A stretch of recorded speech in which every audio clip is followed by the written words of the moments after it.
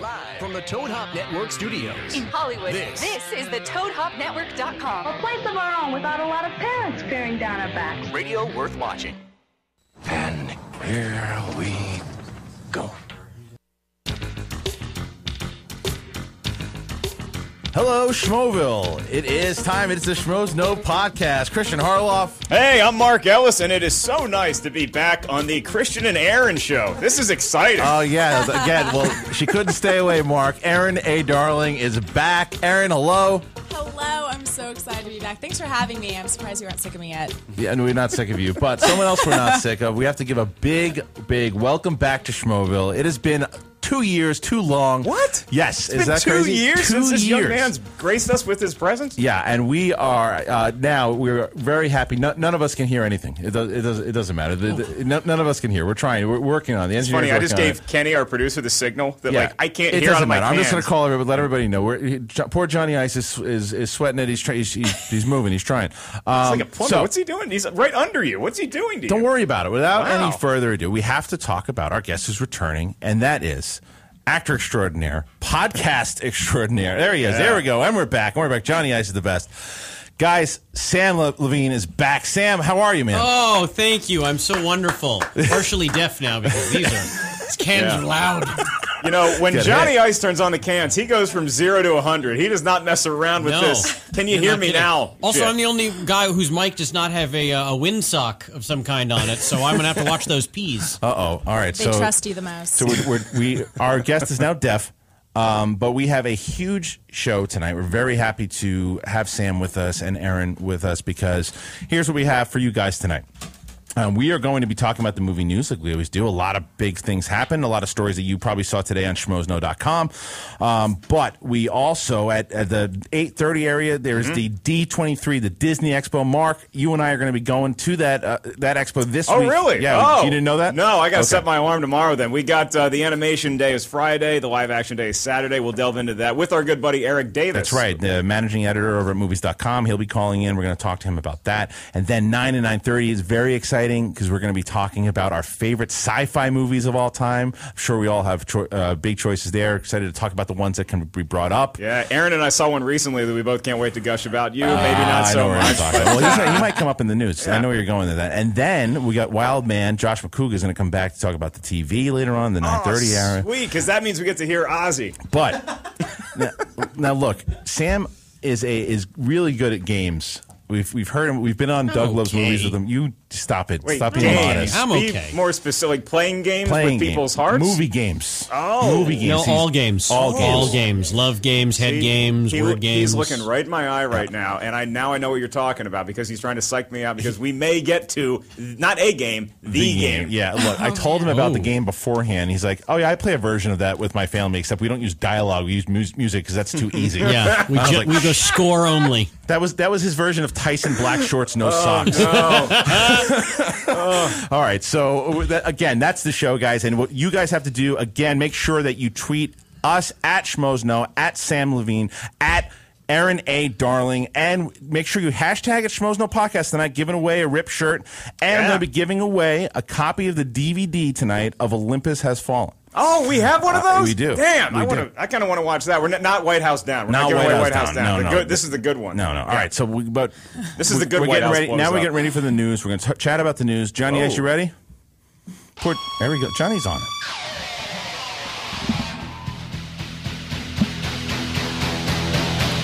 I've got abs like these your Schmoesknow headlines brought to you by Magic Hat Brewing Company. Fans of the Expendables movies can put down their cans of Keystone and rejoice. Harrison Ford will be joining the cast of the third film in the franchise that the guy spotting you at the gym loves. This does come at a cost, though, as Bruce Willis will not appear in this film due to a dispute over money, proving that what God gives, he takes away. Also this week, Ford gave an interview with The Telegraph in which he said he could envision a scenario in which a fifth Indiana Jones movie could be made, saying it's perfectly appropriate and okay for Indy to come back again with a great movie around him where he doesn't necessarily have to kick as much ass. So, in other words, just take all the Peter Falk reading Fred Savage a bedtime story scene from The Princess Bride and add a whip. Oh, my God.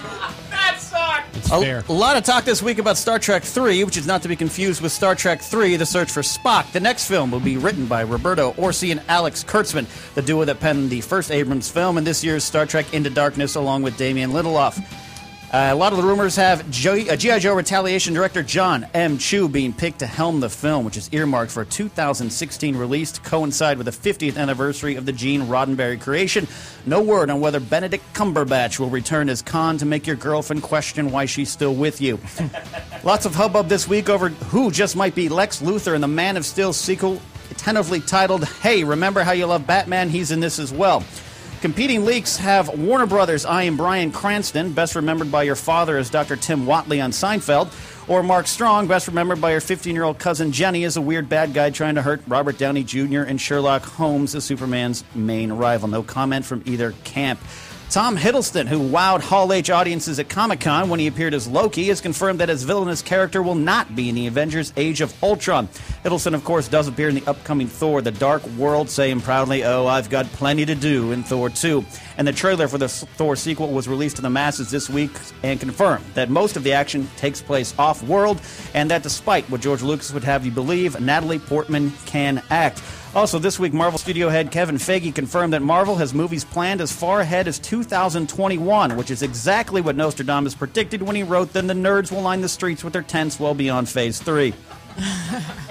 Finally, with The Lone Ranger opening in the United Kingdom this week, both Johnny Depp and producer Jerry Bruckheimer took shots at film critics, saying the failure of the movie was due in large part to the critics tearing apart the film. Depp suggested that the reviews were written months before the movie came out, and Bruckheimer claimed critics were reviewing the $250 million budget and not the film, adding it's one of those movies that whatever the critics missed in it this time, they'll review it in a few years and see that they made a mistake. The movie is expected to lose $190 million. In a related story, Major League Baseball would like fans to stop booing as it's keeping the Houston Astros from winning the World Series. And the NRA is filing a lawsuit against Death for making it really hard to shoot people without killing them. I'm Ken Knapsack, and those are your Schmoes Know headlines, brought to you by Magic Hat Brewing Company. For more news, be sure to head to schmoesknow.com. Very nice. All right, Ken Knapsack hitting the news. You see, it's always with the suit. You wear a suit and you crush the news. That's how it works. Yeah, when he comes just right from the gym. Yeah, last week. Yeah, was it bad last week? He was depressed and he just. Maybe you missed me. Is that it? When I'm not in the studio, it's like you have no one to. Because I laugh the loudest. That is jokes. Yeah, I think we can all agree on that. I live my life for Mark Ellis. I want to ask Sam his opinion on one of these stories here, because I know that from Mark and I, because we review films, we obviously have a pretty biased opinion on this. Jerry Bruckheimer's what he said about the critics, blaming the critics and Johnny Depp. Right. As an actor, yeah, and you've been in things where people have, they reviewed maybe positive, maybe negative. What are your thoughts on it? Do critics, do you think, have a serious outcome for a movie? I think present company excluded, obviously. Yeah. In this particular instance, I don't think the critics had much to do with it. I think the studio completely, I don't know what they were trusting that a 60-year-old TV show was going to somehow be relevant today with the young moviegoers of today. That oh no, it's The Lone Ranger. You know how kids know The Lone Ranger? No, they don't. right. Kids haven't known The Lone Ranger for 30 years. Right. And if you want to reintroduce them to The Lone Ranger, first of all, because Westerns in general, great Westerns, are very hard to sell. Very hard to sell. Anyone remember American Outlaws? Right. Exactly. Right. So I think, at this point it's Monday morning quarterbacking, and everyone wants to blame everyone else when this was a flawed premise from the start. So to blame the critics is just they're flailing. Yeah, I mean, one of the tweets that I wrote out too, because if critics were responsible for the outcomes of movies, Adam Sandler would be living in the back of Kmart. Yeah, his movies get crushed, and Grown Ups 2 was not great, but it made a lot of money. Yeah. I don't think that critics influence box office that much. Like you hear, it's not getting good reviews, but people, they still really want to see something. They want to see it. They will, and actually, in response to Mr. Bruckheimer and Johnny Depp, from their angle, I probably would have done the same thing, because I'm just trying to sell my movie to a new audience, to those poor Brits who haven't experienced what crap bomb that we got last month. Yes, and there's two things now with that too. Because for the first reason, he was probably trying to push off some steam because they cut his he doesn't have final cut over Pirates 5 anymore, and they're cutting the budget now on Pirates 5 because the movie ate so much shit. And the other thing that is in the positive is what he did accomplish, I think, is more people are talking about The Lone Ranger today than they were when the thing came out. That's very So true. for It DVDs, could be trending on Twitter. It doesn't matter if it's good or negative at this point. It's publicity. Yeah. Erin, did you have the pleasure of seeing The Lone Ranger? Yeah. It wasn't my favorite movie this summer. Right. Yeah. I'm trying to be nice It's about your it. fault. But I don't understand why this whole finger pointing thing is going on. To be honest with you, I mean, like you said, the critics don't dictate whether or not people go see a movie. We were all kind of polarized on Man of Steel. I feel there were so many good reviews, so many bad reviews. Right. It kind of like was a wash. Yeah. But that movie made a lot of money. Well, and actually what he said about The Lone Ranger, that we were watching it to see if it lived up to its budget. I actually think the best parts about The Lone Ranger were the things that cost a lot of money. I thought the huge action sequences, some of those were really cool. The sound design was great. The special effects looked fantastic. But the story sucked. And the story does not cost a lot of money. Too much of the Johnny Depp-isms. I'm a weird character again. Enough is enough. I mean, like, it's be the Johnny, but be Too the much Johnny Army Hammer too. I go with that. He's not a leading man. Like the Johnny Depp-isms, like maybe I didn't like him, but it was like 30. Yes, it was like he could 30th on my list. Why didn't they get Armie Hammer's brother to be in it with him? Oh no, Sam, no, that's What not. are you Let's talking about? break it to him later. Break it to him later. All right. You want to talk about old? We want to talk about old people, and Sam brought up how Lone Ranger was old. Let's talk about Harrison Ford. And he wants to do now the Expendables thing. How now. dare you lump Harrison Ford into a segue with the Lone Ranger? He's Oh old. my But God. look, the reason why is because like Harrison Ford now is going to be in Expendables 3. Wants to do Indiana Jones. There's two. Let's talk about Harrison Ford quick, because then we got to get into this beef that's going on with Bruce Willis and Sylvester Stallone. Did you hear about this, Sam? Are they arguing over who gets custody of the only Planet Hollywood left? Yeah, I believe that was the first initial tweet that really set it off. No, but Indiana Jones first. Okay, now he's jumping in. Harrison Ford, maybe, look, he's 70, 71 years old. He's probably going, all right, now it's time. I'm just going to do some movies. You know, whatever it is, whatever they throw at me, I'll take it. And he goes and he takes the new Star Wars, which he's going to appear in. He's going to do the Indiana Jones. He's done, what's the new one that he's doing that's coming out now? Expendables 3, and then Paranoia, Ender's Paranoia, Game. Ender's Game. That's Yeah, it. but look, I think that him in Expendables 3, I don't know that that's going to be a huge role. It might be just like a Chuck Norris thing where we just get to put Harrison Ford, Han Solo on the poster. Yeah. And as far as Indiana Jones 5 goes, look, there's a lot of problems with Indiana Jones 4. I'm not a fan of the movie, but I think there's enough potential there to warrant, like, hey, let's just do this thing right this time. Yeah. You know, it's like, I looked at that like I looked at a Star Wars prequel. Like, yeah, these movies weren't good, but we still have a lot we can do with this universe. I don't care how old the fucker gets. I don't mind having like a young Indiana Jones kind of story, you know, and maybe you get somebody other than Shia LaBeouf, but I didn't hate him in that movie either. So. All right. Well, I don't want to be that guy, but you got to think like a douchebag studio producer. The only reason they would make Indiana Jones 5 is because it's a franchise name, and that's where you're guaranteed to get a green light these days pitching a movie if you say, oh no, it's so-and-so, the thing people already know. I agree with that, but I also think, though, going off Mark's point, it's some like if you're going to use the Kathleen, The non-douchebag perspective. Yeah, but the Kathleen Kennedy model of, look, yeah, we have a franchise that we know can make a lot of money.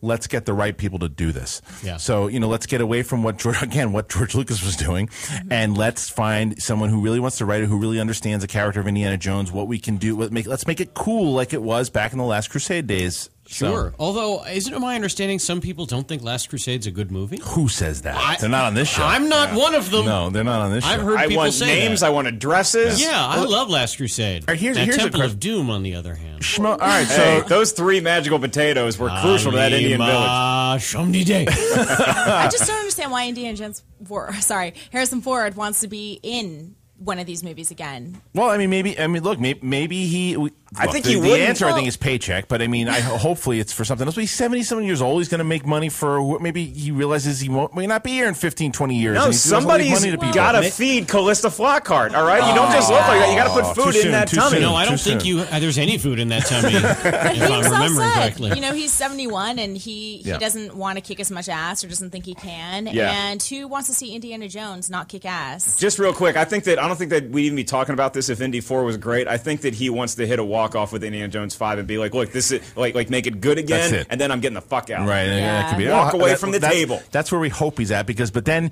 you can also have the argument is, well, then why is he doing Expendables 3?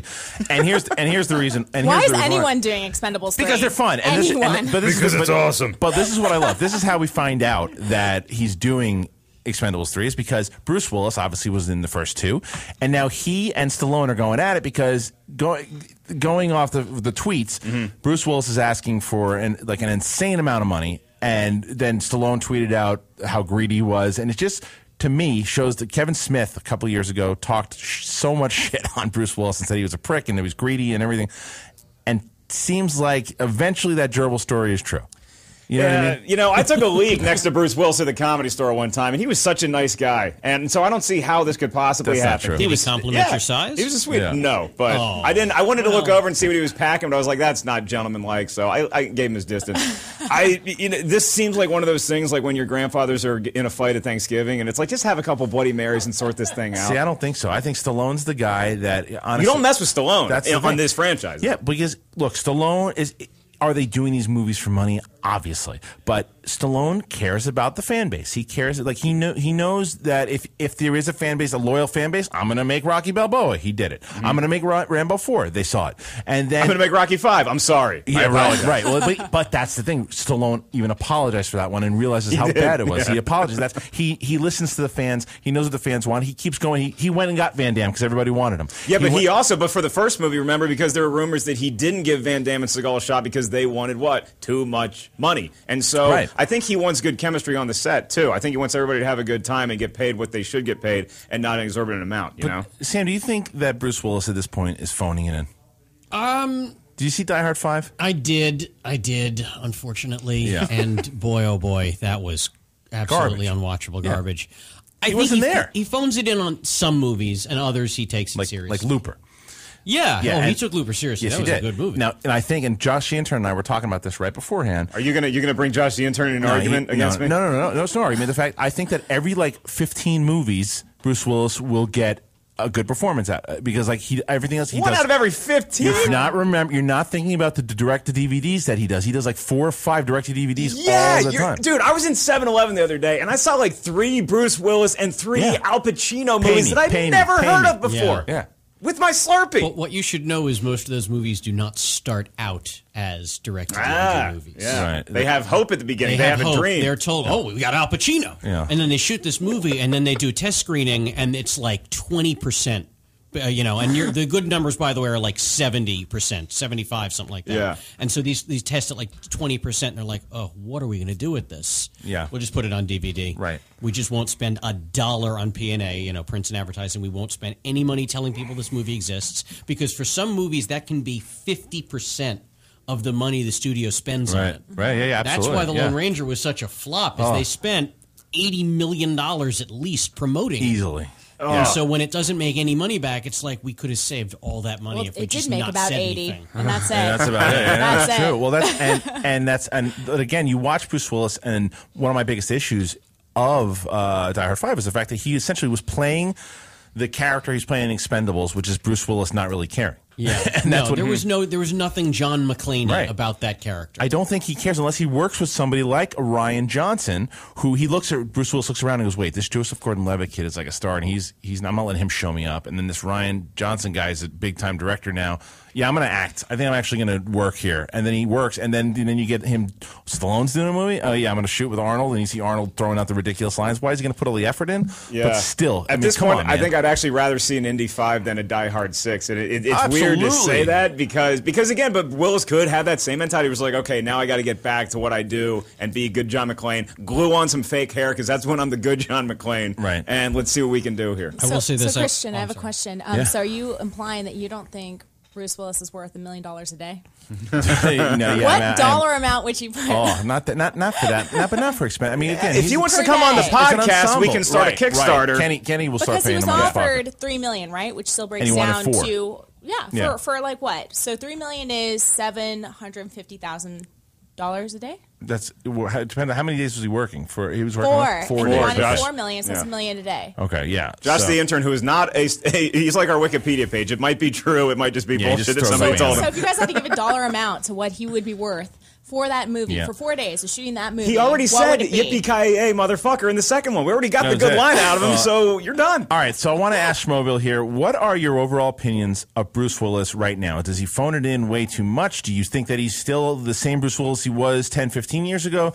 make sure at Schmoes Know and tag it Schmoes Know podcast. Phone us. Does Bruce Willis phone it in? Does he phone it in? Now, big story today that we mentioned, that Kenny mentioned in his news, that I'm very, very curious what everybody here has to say about this.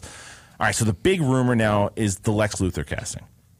Now, Lex Luthor, obviously one of the biggest villains, not only in DC history, but in pop culture history. Ever. Yeah.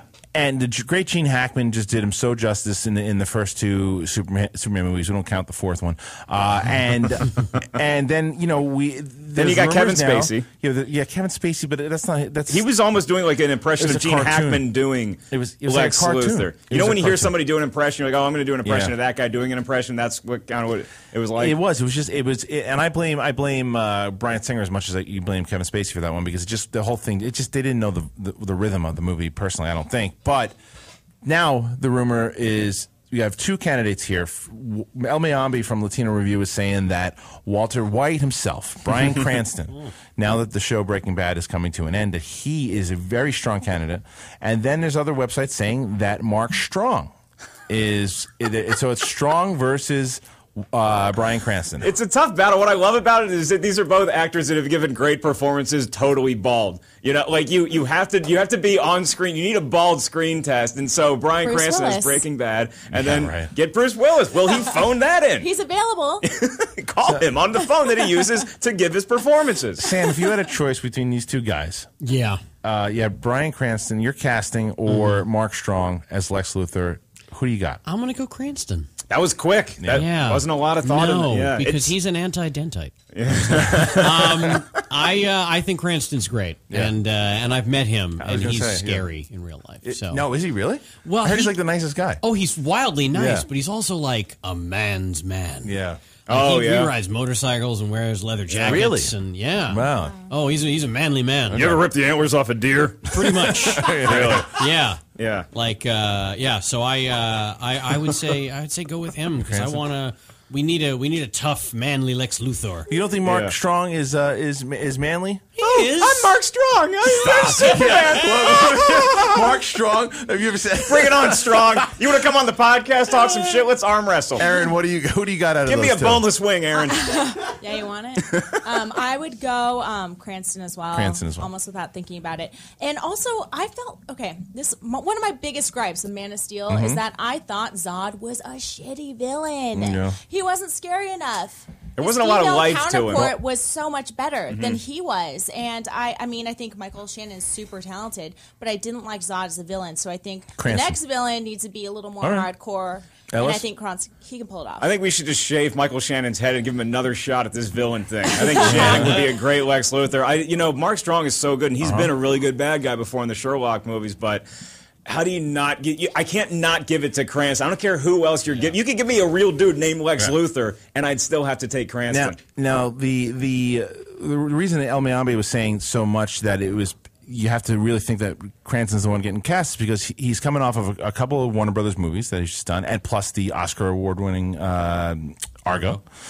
So they're high on him over there. Plus, how do you not be after this run of Breaking Bad? Watching how evil he's gotten on Breaking Bad. I actually I had my article today on this very subject. Which was riveting. Thank you. Which was riveting. I appreciate it. I plan on reading it on the toilet when I get home tonight. You were going to. So, but I did, and I said the reason, like, Mark Strong is a great actor. He's played a lot of villains. He was great in Sherlock, and he was great in Kick-Ass. He's been in a lot of great stuff. Problem with him is he's always a villain. And even in Kick-Ass, he was like kind of one-note-ish as the villain. Bryan Cranston, who in film is relatively like newish as far as leads go in film. And so watching him to do Lex Luthor, and you know that he can hit villain, and you watch a progression, because Lex Luthor isn't just villainous, because that's what Kevin Spacey was, and it just didn't work. I want to see that more kind of almost what's his face did in Smallville.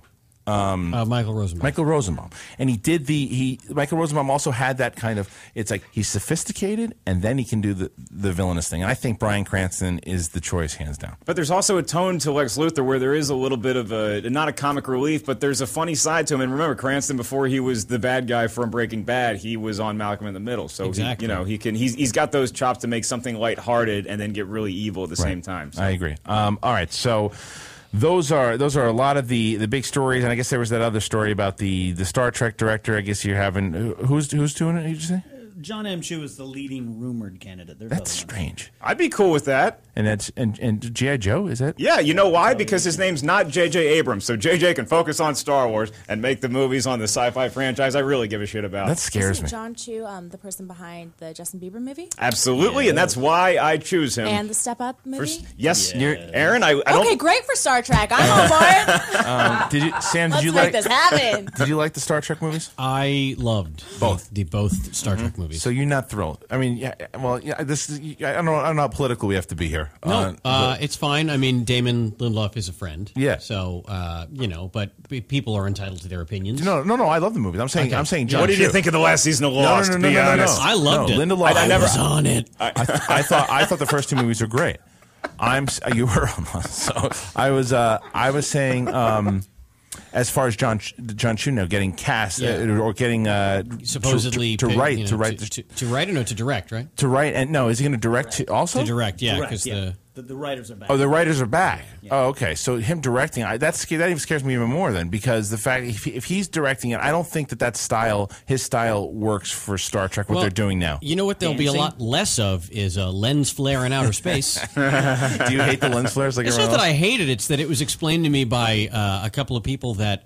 Lens flare happens when it's something about sunlight in the atmosphere, and then it hits the lens a certain way. If you're in outer space, because there is no atmosphere, there can be no lens flare. All right, well, we're going to get a lot of lens flare talk very soon in the next half an hour. Science log here. All right, Schmoville, so we are going to be back. That's how it was explained to me. I'm not seeing any numbers. You're not seeing anything? Nothing? Samm Levine's claim. No, I don't see anything. Well, you can defend all the lens flare you want from 8:30 to 9, because we're going to be talking a lot about it, I'm sure. Can we just do a half hour of me trying to... Lens flare? Yeah. That's it. It'll be like an episode of Law and Order. Coming up at 9, Mark explains dark matter. Tune in. Yeah, we'll be back in just a little bit. We're here with Samm Levine, Erin Darling, Mark Ellis, Christian Harloff, and when we get back, we're going to have Eric Davis calling in about D23, talking about the Disney Expo, right after the break. Schmoes No Podcast.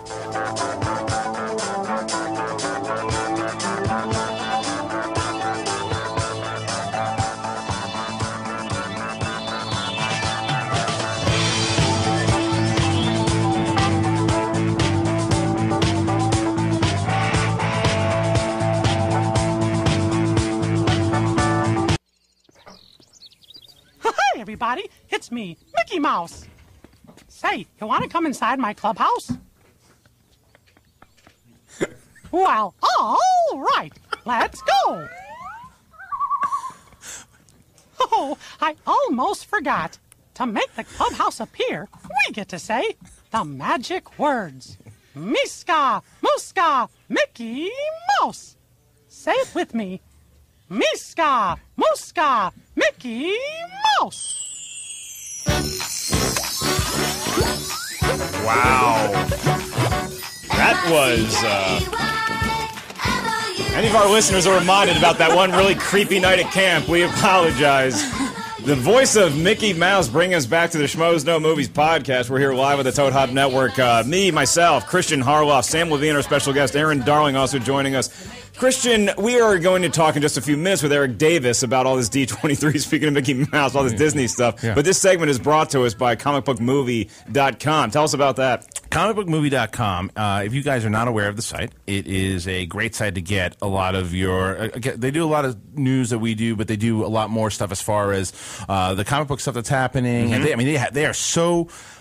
layered with all the information that they have. I was on there today. Yeah. They picked the right name for the website. Comic Book Movie. It pretty much says it on the nose. They have very passionate fans, and they've been great to us, and they've put our reviews up there a lot. So we've been talking to them, and so there are certain segments of this show that they are going to sponsor. Oh. So this particular segment... I hope not that Mickey Mouse thing. Yes, absolutely. We're going to be talking about D23, the Disney Expo, and a lot of stuff about Marvel, and a lot of stuff about Disney, and Star Wars, of course. So, comicbookmovie.com is sponsoring this portion of the show. Okay, you heard it here first. Mickey Mouse achieves an erection, brought to you by comicbookmovie.com. Okay, so we're going to be talking about D23, Mark. This exciting convention. It's like an expo. It's kind of like what we're doing is going to be kind of like Comic-Con, where you're going to be in panels. They're going to show some footage. Hopefully we get some cool footage of stuff coming out later this year. Next year, some news, some casting news about a certain franchise that we really love that has a Wookiee in it. We're going to see. And as soon as we're going to talk to Eric Davis really soon here to kind of get his thoughts on what to expect from the expo and just overall thoughts of what we should be looking at while we're there. But I wanted to ask Sam. Yes. Sam, have you ever been to one of these cons, whether it be a Comic-Con or WonderCon? I was at Comic-Con a few years ago. Okay. In San Diego, yeah. And did you enjoy it? I did, but only because I was there. That was the year that Freaks and Geeks came out on DVD. Oh, okay. And so they had a panel and a screening for us. Oh, then cool. we did some autograph stuff.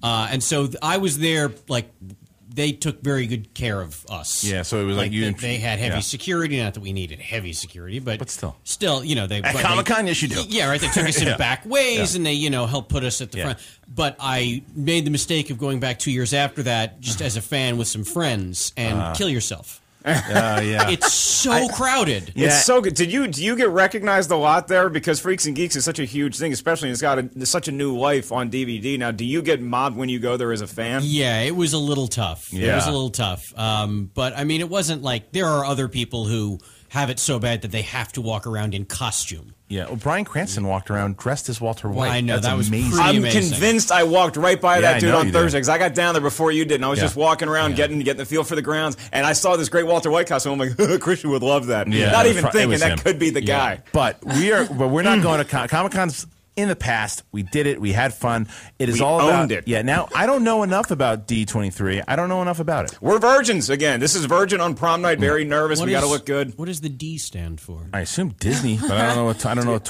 the hell the 23 is for. But 23 dicks. Yeah. That Disney? Disney, yeah. Yeah, okay. But hoping to get a little more insight is the managing editor over at movies.com. He's joining us on the phone right now, and that's Eric Davis. Eric, are you there? What's up, guys? Eric, how you doing, man? I'm doing good. All right, so we're discussing D23 here, the Disney Expo, and we don't know. I know that they do it every other year. We don't know a lot about it. We just know that there might be some really cool stuff that we should see. You got any insights for us? What should we be looking out for?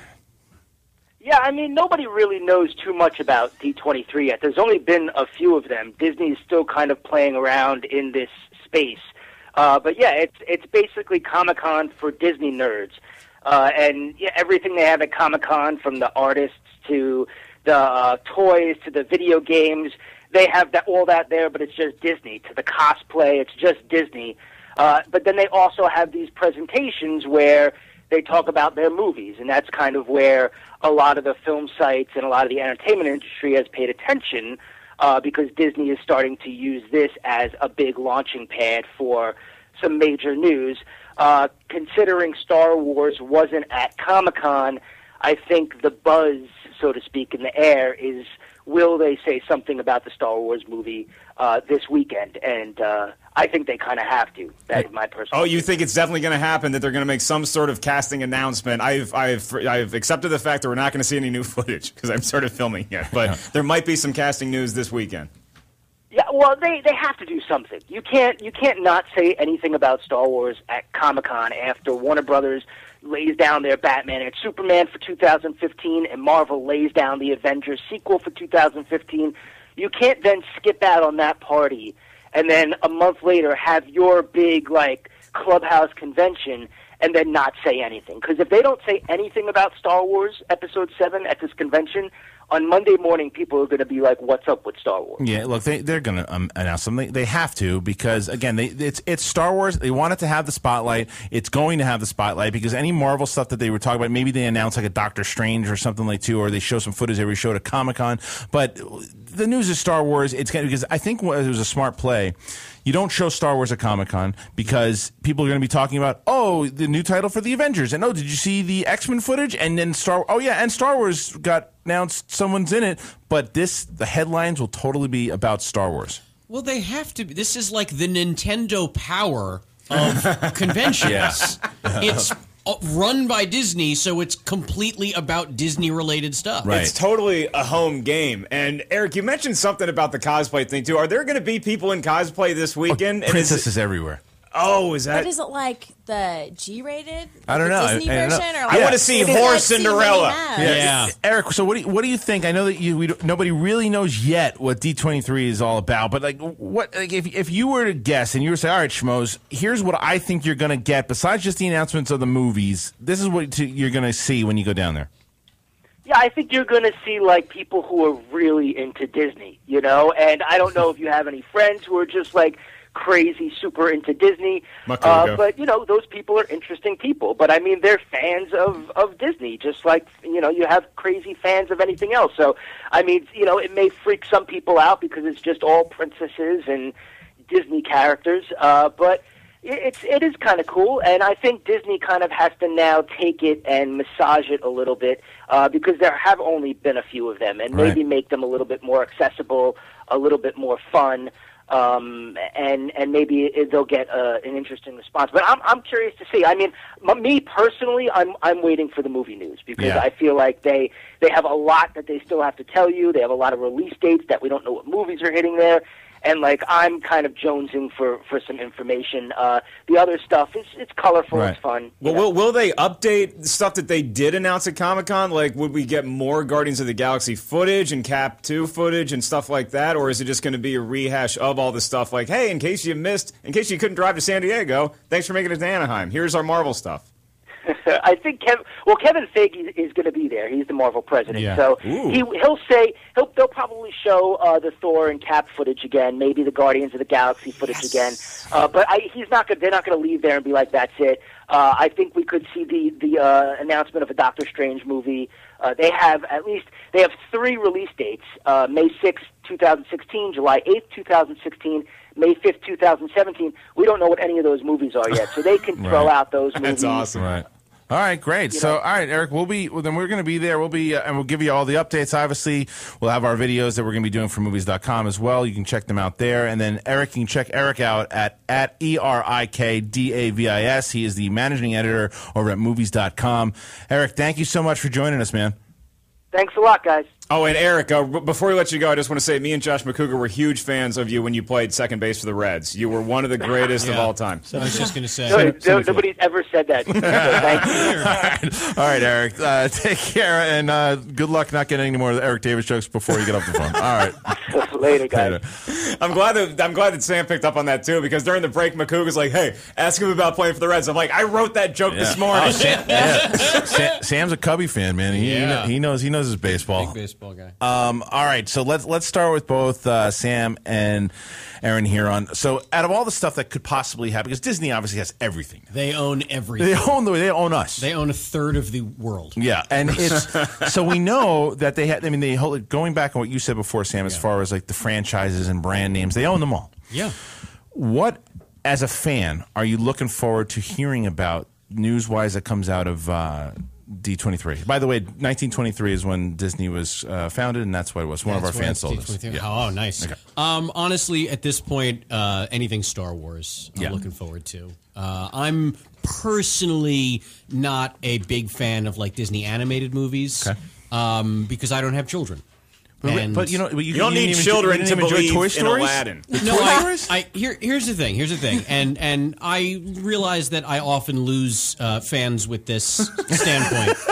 Just lost 12. Because people think I'm talking down to people who do enjoy it. If you enjoy the Disney movies and you don't have children and you're a grown up, God bless you. Thank you. You're a better moviegoer than I am. I feel like it. But my problem is, people will say, oh, no, but the Toy Story movies are great for grown-ups. Yes, but they were not intended for grown-ups. The first pass of that script was, let's write a kids movie. And then pass 2 was, all right, now let's put in some jokes so that the parents of these children don't go crazy sitting there. But the initial idea was intended for children. But the initial idea for the story, the breaking of the story, was for children. Right. But going back in your point, though, the second pass was intended for you. Right, but I'd rather see a movie that from the get-go was intended for adult audience. All right. Y'all want to go see Independence Day, or that movie where the toys talk? What do you feel like tonight? So, Erin, how about yourself? What do you, I mean, so we go from a Cubs fan who's never won anything to a Giants fan who actually won the World Series last year. Oh, well, we're also talking to someone who hates Nemo. So, do you love Nemo, first of all? Ambivalent. Let's just say ambivalent when it comes to Disney animated stuff. But what I want is Star Wars casting news, and people have been reporting that we're going to get it. Do I think we're going to get it? No. Okay. I don't. I think we might get titles. We might get a title.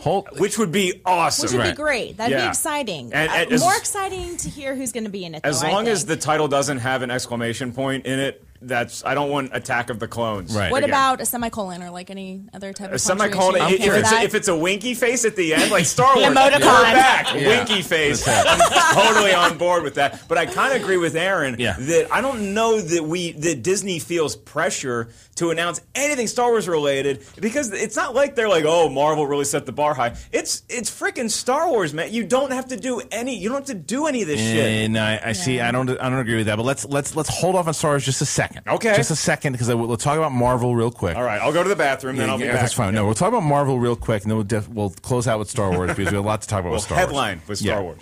Now, Marvel, I was privy enough to see the Captain America and the Thor footage and the Guardians of the Galaxy. My face, but I'm saying you have a good chance now, as Eric also thinks, of this footage will come out. Now, I want to ask you guys if you care about Guardians of the Galaxy. So did you see the footage, first of all, Erin? I did not see the footage at Comic-Con. Do you care about Guardians of the Galaxy? And no, I don't care. Okay, why? About Guardians of the Galaxy. Because it's, to me, we just had this conversation today on my show, and It's a Wrap. Mark was a guest. Thank you. But I feel like Guardians of the Galaxy is kind of like B-list. To me, I'm just not that interested or invested in the story. It totally is. But would you change your tune if I told you there was a raccoon that shoots a bazooka? Oh my God, I've been talking about that for like the past year. You wait till you see this footage. Every story I've done about Guardians of the Galaxy, I'm just not that invested in it. You will be when you see the footage. I've been hearing. Everyone's been saying it's amazing.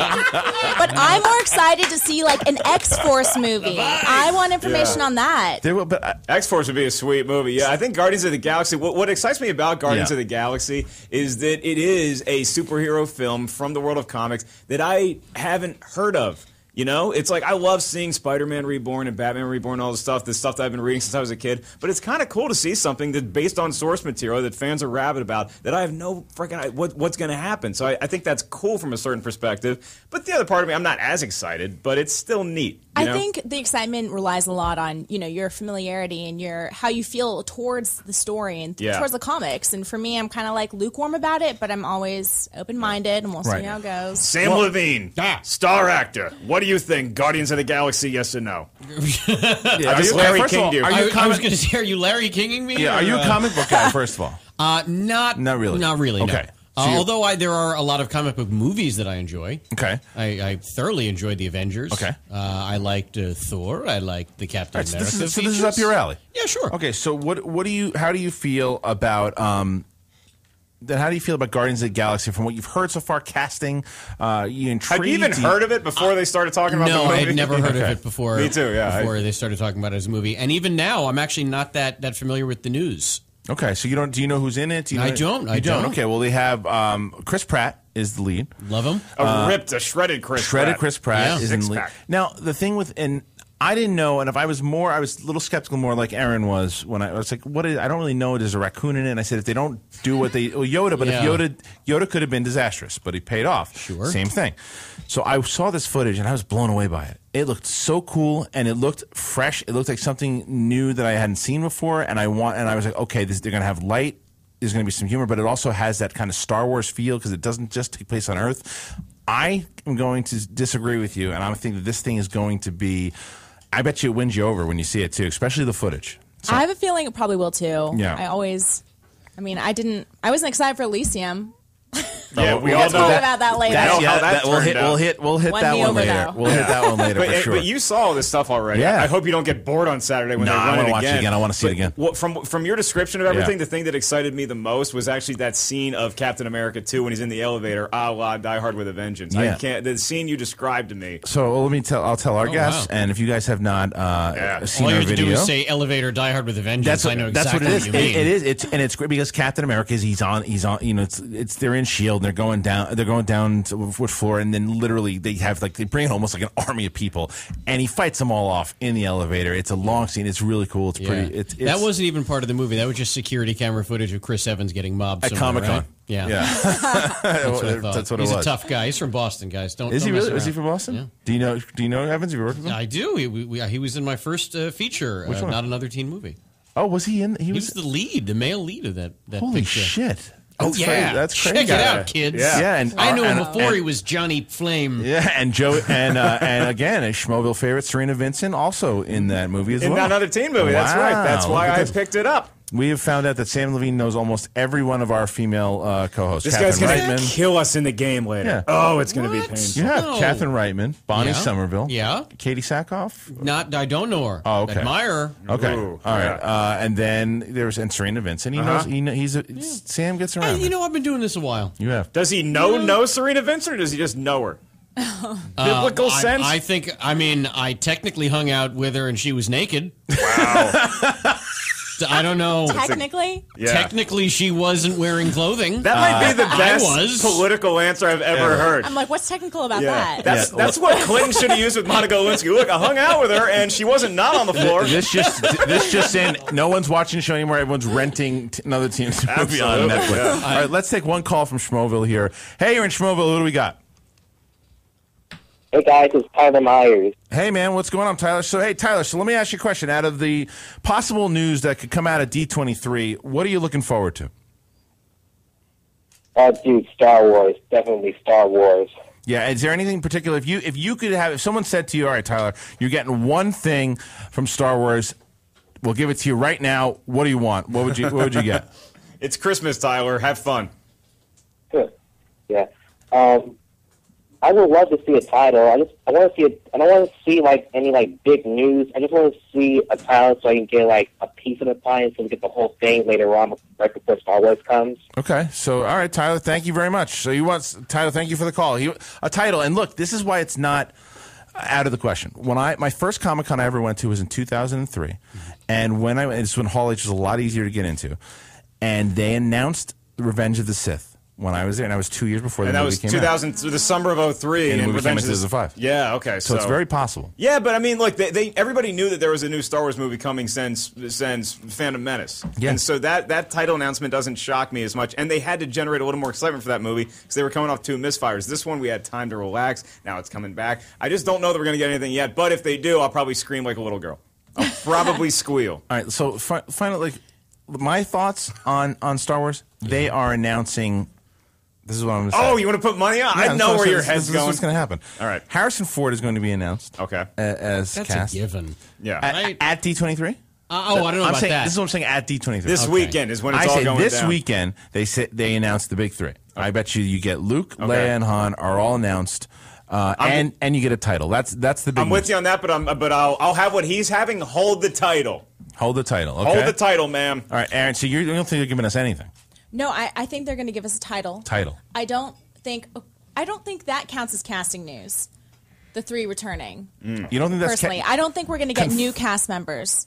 No, I don't think we're getting new. But I do think that's news. Confirmation that the big 3 are coming out, because then from that confirmation, that's when you go, oh, so the story will revolve around or could do this, because right now they have not been confirmed. Well, okay, not to be a dick, and I know Karma's going to get me with this later in life, but I don't think anyone's sitting around going, I wonder if those guys are available. Well, I think everyone just sort of assumes they're going to do the movie. Yeah, but it's not. But I don't think it's a matter of availability too. I think what if there have been rumors? What if they aren't needed for the story? They've got to be in there for at least the first half of the first movie. I agree. Just to sort of pass the torch along. I'm just saying. That actual casting news is not going to be huge news in and of itself, but if they tell us that, if they give us a little bit of the background of the story, because everybody knows, like, Carrie Fisher can cancel her gig at the Brea Improv that weekend to shoot if she has to. Well, allow me to retort. Yes, good sir. Sam Jackson, Pulp Fiction. Is that a movie? When Kathleen Kennedy, just 2 weeks ago, over the expo that they did over in the UK, she did an announcement that John Williams was coming back, and the place went bananas. How do you not know John Williams is coming back? He didn't do the last Superman movie? That's different. Is it? Yes. He did the Bryan Singer Superman movie. No, he did not. Or John used Ahmed, they used his That's theme. what it was. Yeah, but I like the inflection in Sam's voice. He didn't do the last Superman movie. but that's different though. He did all 6 of the Star Wars movies, and then look, was there a very good possibility that Michael Giacchino could have done it, because JJ absolutely he's busy with the treks. But it's John Williams. Look, and I'm very excited to have Hamill and Ford and Carrie Fisher back. And when they announce it, if they do on Saturday, that place will go crazy. It's a home crowd. crowd for sure. Oh, yeah. You know, it's not people like, oh, they're making a new Star Wars. This is people who have been hanging on every word, so we'll get excited. But Harrison Ford's the only OG cast member that's been playing it cool. They're both like, yeah, we'll do it. Yeah. Yeah. No, Mark Hamill's been kind of quiet about it, though. He's been talking, though. But- Harrison Ford will kind of like, meh. Harrison Well, Ford maybe is he's always meh. Harrison Ford is like that the weekend Stoned. his movie is coming out. Harrison Ford is going to be like Yeah. at the weekend of Ender's Game. He's going to be like, God, yeah, I got a movie. I love It's- him so yeah. much. All right, He's well, the only let's- man with an earring. I want to get a phone call. I want to get a phone call from Schmoville and see what exactly they think is going to happen with Star Wars. Hey, you're in Schmoville. Who do we got? Hey, this is Vic from Vegas. Hey, man, what's going on? So, Vegas. all right, so you have the odds, Vegas. What do you think is going to happen at D23? Do you like out of the Star Wars news? You're the guy that's going to give us the news. What are you giving us? Well, I gotta say, a title is going to be one of the top things they're ever going to give because that's going to get what people are going to get people hyped about. It's like, oh, we have this title. Then speculation can occur. Yeah. Like, oh, it's going to be about this Phantom, or it's going to be about this Menace. That's really bad, isn't it? Right. It wasn't as bad as his Vegas it's like, line. those are those, like, you know, this is what's going to get people so hyped about. It's going to probably confirm the other three actors, but they may possibly start revealing maybe a few top actors. Probably not, but I'm speculation. I'm hoping just because I'm so scared about what they're going to do with the new trilogy. Right. Well, it's an excitement. It's scared. It's all that stuff, and we're excited to be able to give you guys the news this weekend, dude. So thank you for calling. Have they? Is there a script for this movie yet? There is, but it has. I mean, but if they did, Riley, didn't they like they tweeted one out? The Bad Robot tweeted one out. Right here, come here. So what was the? Well, we don't know if it was the Star Wars script, but they tweeted out something with a lot of fanfare, and everybody assumed it was the Star Wars script. Okay, Riley, you're going to have to back us up on this, but Christian, you know how we have a pretty successful channel, right? Yeah. You want to get a few more subs? You want to get a few more views? Uh-oh. You know what we do? What? Right after Find the footage panel. of him and Serena No, Vincent? we Oh. just lie our ass off. We're just like, hey, we're the schmoes at D23, Oh my and we have gosh. seen 5 minutes of new Star Wars Oh footage. my God. Makeup and title. The backlash. It's all Ewoks. We'll set you back years. I say we It's actually all Ewoks and Kermit the Frog. and then you just Yeah, rickroll them. Yeah. Here's the footage. Never going to give you up. That's it. Okay, there's a Just lot Carrie of great. Fisher singing the Life Day song. There's absolutely. Regardless, we're excited about it. We can't wait. And we're going to be there both days, Friday and Saturday. Yeah, and so again, guys, make sure if we're going to be updating the website. By the way, we have a brand new writer on the site, Mike Holtz, who also has a YouTube channel. We watched a movie. Who's a fantastic writer, has been doing a lot of stuff for us. He and both Mark Riley will be updating all weekend, while Mark, myself, and JTI on Friday will be coming with us to the convention, and then Ken Knapsack will be joining on Saturday, and we will get all this news. Saturday's probably the Star Wars news. But that's it. That's the D23 preview. And when we get back, speaking of Star Wars, and we're going to be talking about our favorite sci-fi movies. It might of be all on the time. list. It might Could be It could somewhere make on it. one of our lists. So again, guys, make sure you tweet in. It's at Samm Levine, at Erin A. Darling, at Schmoes Know, the whole crew.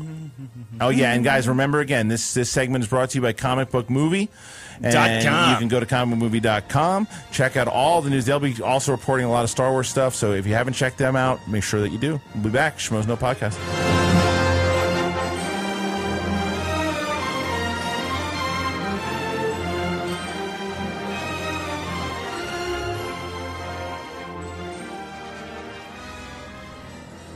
Okay, I'm really good at this. You're horrible at The this. Matrix. Thank you, Sam. Oh, I'm sorry. Were we? What was this? The Matrix. It's Don Davis. Fucking Levine is over there just tweeting somebody, and he still beats me to the punch. I'm going to get killed at the I game. told you we do just the score in He was- my yeah, house. he was- Sam was sitting there like it was just like July 4th week, and he's like, I love this tune. Sorry. It's great. No, it's perfect. Hey, Johnny, a slight amendment to the game. We're doing classic rock. We're doing instead of movies, we're doing Just classic rock. Yeah. Mark, what do you have over there? I got a package in the mail today, Chris. How excited are you? I'm really excited about it. It's a new Rip shirt, kids. Yeah. So are Sam, Aaron, are you guys familiar with Ripped Apparel?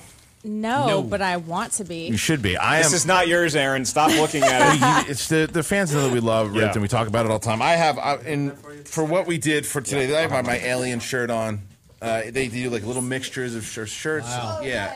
And kind of combination. The cool thing about the website is that it's only available for 24 hours. The and shirt then is. It's gone forever. Yeah, not Yeah. the website. The website doesn't. The shirt does. And usually it's stuff more in the line of that, like aliens. But I got one. I found a Calvin and Hobbes one with the frosted sugar bombs a couple months ago. And when it's building. The whole thing is building. Because when I was in Fort Lauderdale this weekend at the Improv, I'm on stage. There's a kid in the front row on the early Friday show wearing a ripped shirt that I did not order in time. Oh, that's awesome. He's wearing Did you think about it? Yes, there was a Ninja Turtle shirt like 3 months ago that was on, and I really wanted it. And then this fucker in the front row is wearing it. I mean, he was a really nice kid, but he had the shirt I wanted. So. Yeah, I mean it's great. Again, guys, if you're watching Here's this, the new one. If you're watching this show live, that one's pretty cool. It's Skeletor.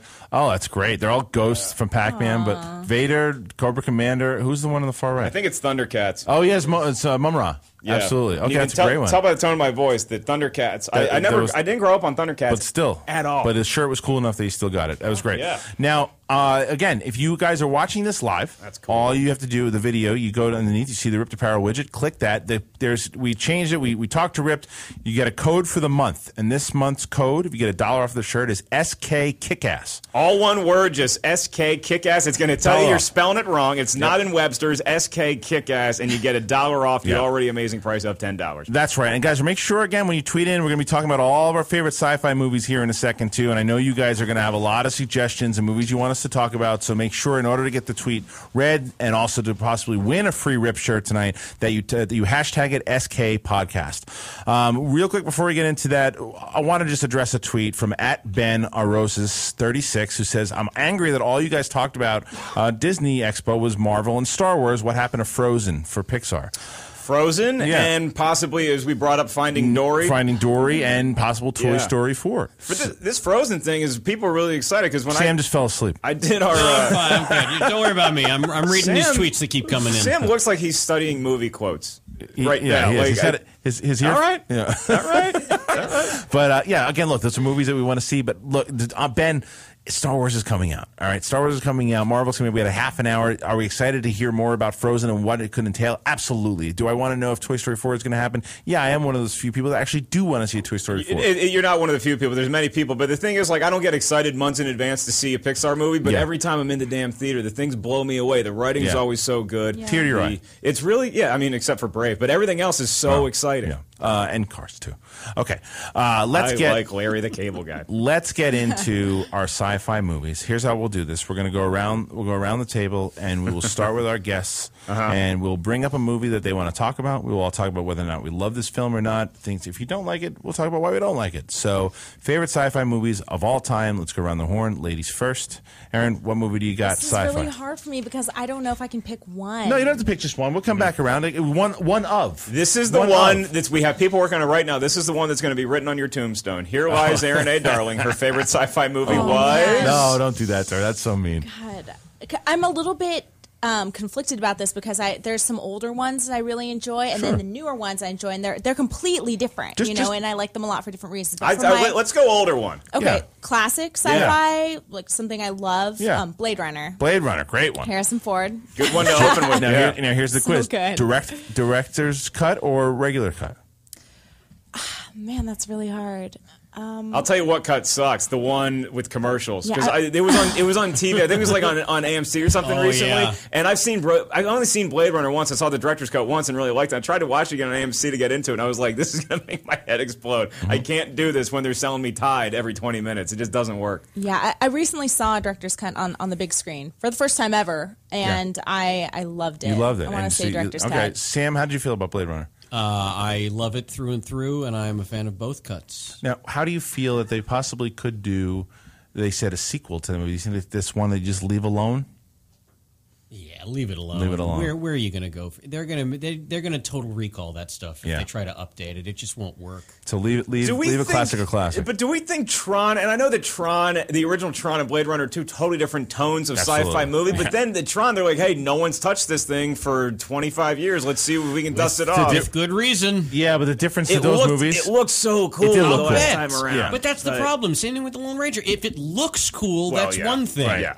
Yeah. You know, but you can't try to make a successful movie just on, it's going to look so cool. Yeah. The closest that you can get to that is probably the new Tron movie. Yeah, I mean, the difference between, like, say, the first Tron and Blade Runner is that Tron is not a good movie. Tron was just an average movie at best. It's not good. Blade Runner is a classic. It is a wonderful movie. Yeah. All right, so we're going to move on from Blade Runner real quick because there's a lot of stuff. I mean, you talk about Decker and how the mystery behind the android. What is he? It's a little too much to get into all these. There's so many movies, but it's just in general, I think it's pretty. But be careful when you bring up Blade Runner. If you're having this conversation in a bar somewhere, because there's going to be some asshole in the corner stool that knows he's an android or knows he's a human, and you get like 2 hours of reasoning behind I believe it's Replicant, please. Yeah. Oh my god! If you see Samm Levine, he's a really nice guy. Approach him, but don't you dare say android. Don't say the R word. Don't you do it? The A word. That's their word. The cool thing about Blade Runner 2 is that I mean, it's an amazing sci-fi movie, but it's shot, a lot of it looks a lot like an art house film. I feel like with like the light and the shadows and the way that things look, it's so dark. The whole movie is visually dark. Yeah. And I love that contrast. Yeah. It's something so unique. And Ridley Scott, was just, he had done Alien, and then the guy, when he chooses to do, we can talk about Prometheus later, but when he chooses to do sci-fi, he delivers. Yeah, knocks it out of the park. He does. Yeah. All right, Sam, so what say you? Well, when Erin said, I want to go older, I was thinking, I wonder if she's going to say the movie I was thinking of, or say something like The Day the Earth Stood Still. And then she named a movie from 1982, the year I was born. And I was like, that's older? Good Lord. Planet of the Apes. With the original? The original 1968, Great one. Yeah. Great sci-fi movie. Like, I'm a huge Apes fan, and I love Rise of the Planet of the Apes. So both I did too. The one that you just mentioned and Rise are my two favorites out of the franchise.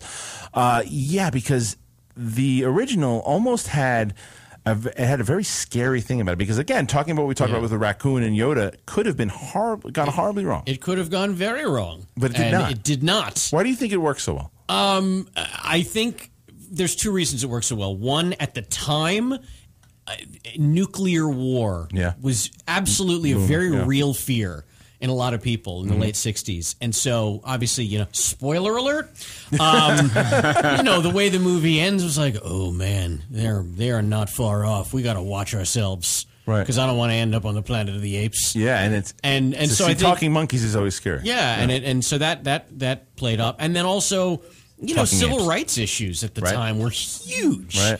And that's exactly what that movie is. It is a parable, if you will, of civil rights issues of the day, and that hasn't changed. And it's also a thing to where at the end of that movie, it's not like today when you almost go into a theater expecting some sort of twist at the end. Yeah. Back then you're like, oh, okay, well, thank God, the good side, our side won, and then it's like, oh shit, we lost this game. When you get that twist, and it's one of the best twists in movie history. Oh, it's fantastic. But I want to go off a point what Sam said as far as because drawn off the parallels of the nuclear war and the civil rights. It was obviously there was not necessarily just a message film, but there was a message in it, which most great sci-fi should absolutely have. Absolutely. Oh, and here we go. Let's get into it real quick. Here we go. We'll get into more of our stuff later, but one of my favorites, again, was District 9, but we're going to talk about Elysium real quick.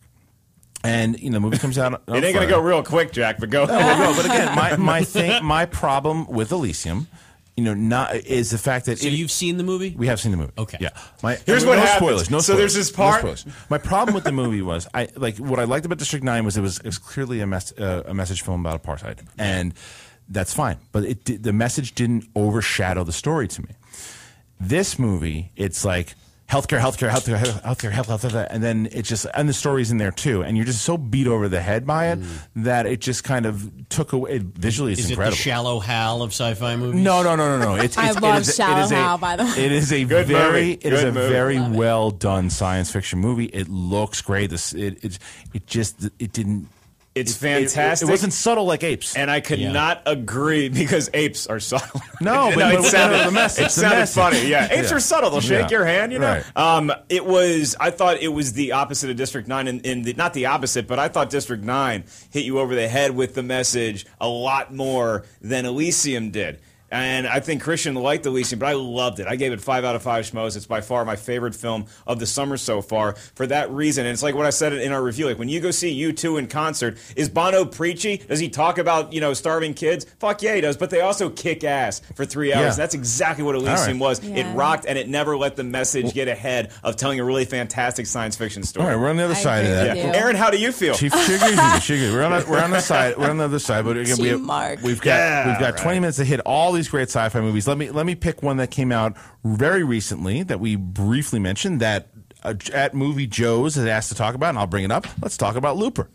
Yeah, Looper's a great sci-fi film. It is a time travel film, so obviously that qualifies, and it is again one of these movies that you're just not expecting to hit you the way it does, and it's just brilliant storytelling. I thought that the way that Ryan Johnson just.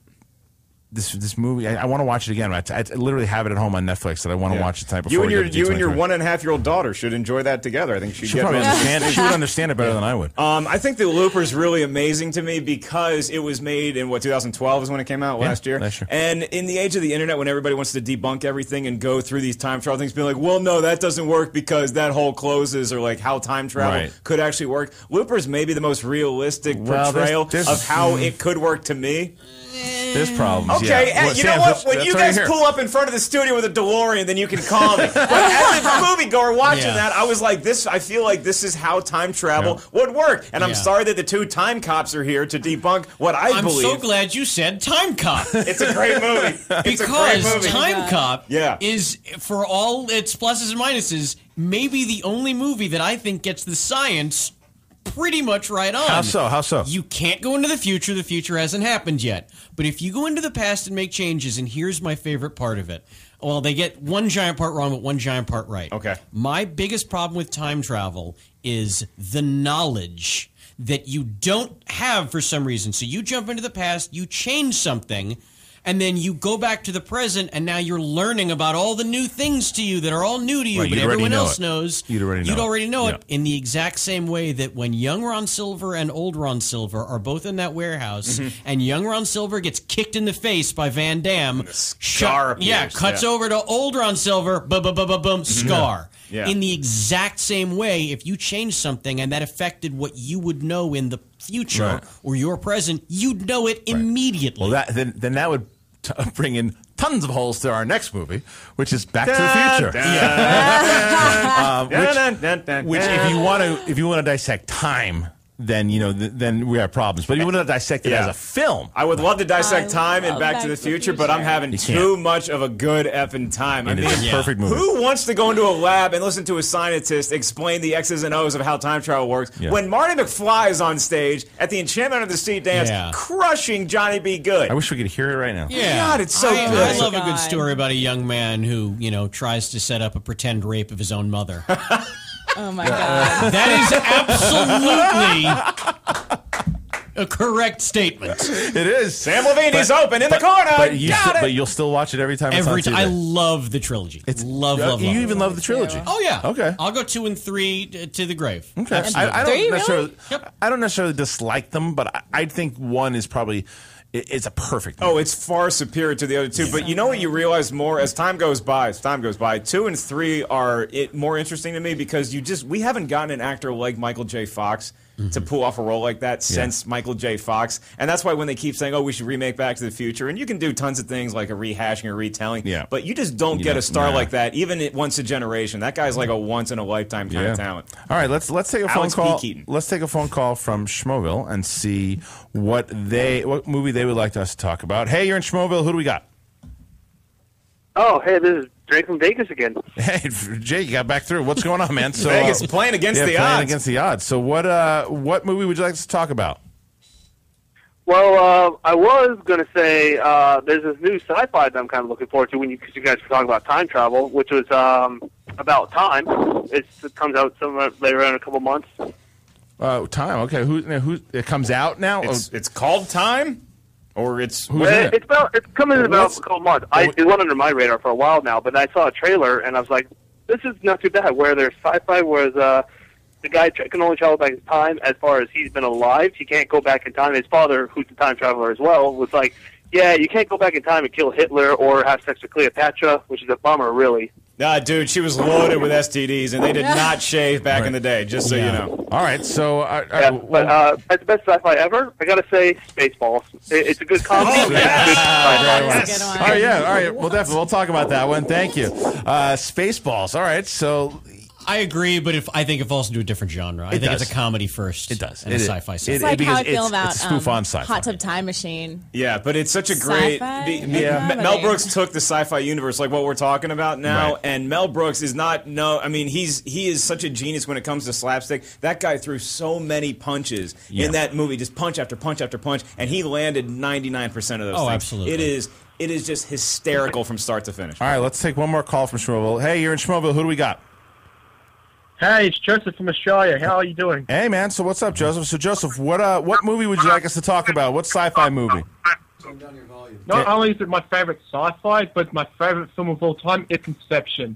That's just one of the most well-constructed sci-fi. It's probably the most well-constructed sci-fi I've ever seen. It changed my life. Great. Okay, great call. I love Inception. As do I. I would probably put it in my top 10 films of all time. Wow, that's a bold statement. Yeah, yeah, I love it. My wife gets annoyed by how often I can literally I could watch that movie whenever. I could literally stop doing this right now and go watch it. It's that I love everything about it. I love literally they just cut the new trailer for Inception 2. No, for Days of Future Past, the X-Men movie to Time by Hans Zimmer. And it's just everything. Again, to me, talking about perfect movies, that movie was perfect for me. Like in every aspect. It's a great film. Yeah. It's a 4.5 or a 5 out of 5 schmoes, whatever you want to call it. But you say that you can just drop what you're doing and go watch. It's such a deep leveled movie to me. I've seen it so many times now that I know there's parts of it that you can't just do it one time. It's like a Seinfeld episode. You can't just come in the middle of it and know everything that's happening and get all the jokes. You got to start. You have nothing else to do. That's a movie. Even if you're watching it at home, turn off your phone, your social media, and just get immersed for 3 hours. Come back at 9:30. Yeah. Seriously, I love Inception, and I also strongly dislike Inception. And I'll tell you for almost the exact same 2 reasons, or the exact reason. One, there is so much of the movie that is up to debate. That is, it's your own interpretation. Right. And for me, I love closure in movies. I don't leaving a theater going, even if it's done so well. Was it? But even if it's done so well, that no. I love Inception. I thought they did it wonderfully. But it's like you go to a museum, and this used to bug the crap out of me when I was a kid. You go to a museum on like a school trip or something, and you'd be looking at a painting, and then the gal who works for the museum would be explaining it to you, and the artist wanted you to be able to figure out if he meant if she was crying or laughing. Right. And I'm like, well, no, there's an answer. We could just ask the artist. Yeah. Obviously, he had intent when he painted it. Right. Okay, so you want to be in the know. Just want to know what that intent was. Did you throw your remote at the TV at the end of Sopranos? No, because what are you going to do? TV is so much harder to end with closure than... Yeah, and Don't Stop Believing makes you so happy you can't really get mad at it. Yeah. But in that moment. It's whenever a what do you think happened? Says, let's do what Christopher Nolan wanted you guys to do when you saw the movie, and if you haven't seen Inception, you just earmuffs it for a sec. What do you guys think happened at the end? The top falls, it's reality. He's awake. He's awake. Mm-hmm. You guys answered that one awful quick. No, because there's so many things with his wedding ring when in reality. Oh, so there's other. So when you watch the scene, there's other hints. You got to watch when he has his wedding ring on. It's in reality. When it's off, it's in the dream room. You don't know for sure, do you? And or that's the other way gonna around. Bug Samm Levine. No, I've made my peace with it. Well, I've made it as best I can. Mr. Ellis, why don't you take us to our next movie? Oh, my God. I want to talk about something that I love, and it worries me, too, because it was such a perfect film for when it came out, and now they're doing it again, and I just wasn't sold on the footage that I saw, and it's Jaws. Yeah. It is RoboCop, and RoboCop is one of those films that I've come off my old man perch drinking Bartles and James, yelling at kids to stop remaking movies and rebooting stuff. I'm fine with them if they want to reinterpret stuff, that's cool. Yeah. But this RoboCop thing to me, the new footage just didn't impress me at all. But I guess I don't want to talk about that. I want to talk about the original RoboCop and why it was just such an incredible, one of a kind movie. Because not only was it really intense sci-fi, it had a weird, twisted sense of humor to it. Yeah, I'll buy that for $1. Yeah, and it, as a film, it may not age well because of that, but it's still such a great microcosm of 1987 when the movie came out, or 88, whichever one. Pick your year. 87. Yeah. But it was. It was the first rated R movie that my mom let me watch. Well, but that was the thing though with a movie like that. You again going if you pitched it as Sam said before in the room first. I'm going to have a guy who becomes a robot cop. You'd be like, it's a kids movie. Yeah. And then when you see that movie, not a kids movie. Yeah. No. Like this, they went hardcore with it. It almost was like, the fact that they went that hard R back in '87. That's kind of hard to do to get a commercial kind of big release on that. Absolutely, no. That was a very graphic. The violence was really. Graphic for that time and that era, and that's Verhoeven was. Yeah. I mean, look at Starship Troopers, for Christ's sake. That's a good one. That's a fun. Let's talk about Starship Troopers. Yeah, it's Star Wars with boobs in it. But that movie. That is exactly how I remember it. It was so funny. I'm sorry. Wing Commander with boobs in it. Yeah, that movie. Not quite Star Wars level. I apologize. No, but that movie could have been horrendous, and it's a fun movie. It's not. I wouldn't say that it's horrendous. Sam's giving me a face like it's horrendous. You think it's horrendous? No, it's not horrendous. He's still thinking about Inception. I am. No, fun. It's not horrendous, but it's not a good movie. No. But it's not. But look, it's a movie that when you first hear about bugs and flying around in space, you're thinking that it's going to be unwatchable. Like, you can have a lot of fun with that movie. And with the language, and like you said, is Paul Verhoeven again to where he is able to bring that type of violence and make you care about the characters. And when people actually die, you care in the movie as opposed to just like, I want the bugs to kill everybody. Like, there are movies that you watch and you're just like, I hate everyone in this. That movie was fun. Well, it's fun. It's kind of like X-Men or Planet of the Apes where you find yourself rooting for the non-human team, Yeah. And it gets interesting. Like, look at Alien, look at Predator. I'm rooting against us in those movies. Like, Jurassic Park, you think I'm not rooting for the dinosaur? Come on. That's how I feel when I watch the Smurfs. To slightly change topics, but stick with that one, not rooting for the hero you're supposed to root for. True fact about me. For years, I enjoyed the movies Bicentennial Man and AI. Okay. All right. What happened? For years. And then for years. How did you get turned? Then somewhere on my, 50th viewing of Bicentennial Man, I went, wait a minute. He is a fucking robot. He was created in a lab. It's fucking Johnny Five. Like, at the end of the day, there's nothing organic about him. He is just nuts and bolts and a computer memory board shaped to look like a human. Why am I supposed to care? Wow. It's like if my toaster were talking to me, but it was just programmed to talk. And you hate, and that was it. And then the same thing with AI. I was like, that's what he's programmed to do. He's a computer programmed to act like a real boy and simulate the love of a real boy. I just had you know what's even more mind-blowing than the end of the original Planet of the Apes, if you've never seen it, is the fact that Samm Levine has watched Bicentennial Man. When you put it in for the 50th viewing, did like a team come out like you were the 1 million shopper at a grocery store? They bring balloons. For the record, I will go. I did not put it in. They ran it on cable a lot for a long time. We're running out of time, unfortunately. We have about 5 minutes left before we can talk about some more stuff. And again, the fans are asking, and I'm wearing the shirt. We got to talk about it quick. Aliens. Alien 3, Alien Resurrection. No. Aliens. Yeah. I mean, Aliens for me is the better of the two. I know that Alien is a fantastic film, and I can't remember. Someone said it last week. It's just very hard to watch Alien. I think it was Alison Hayslip 2 weeks ago. She said that it's very hard to watch Alien now because the computer technology is so dated and it's still like the computers from the 70s. So it's a little harder to watch. Yeah, they're on like Prodigy. Yeah, but you watch again. But Alien, it's still a great movie. But it's a horror film more. I think. Mm-hmm. I think that Aliens is the sci-fi action movie that I can watch over and over and over again, especially now that's remastered and everything too. Absolutely. I think Aliens is great. I think Aliens is like James Cameron. Like the first time he brought his team to the playoffs is in Aliens, and then he saw what he did, and then T2 is when he won the Super Bowl. 5 years later. Oh my God! I was just gonna say that. How can we have a conversation about sci-fi without Terminator 2?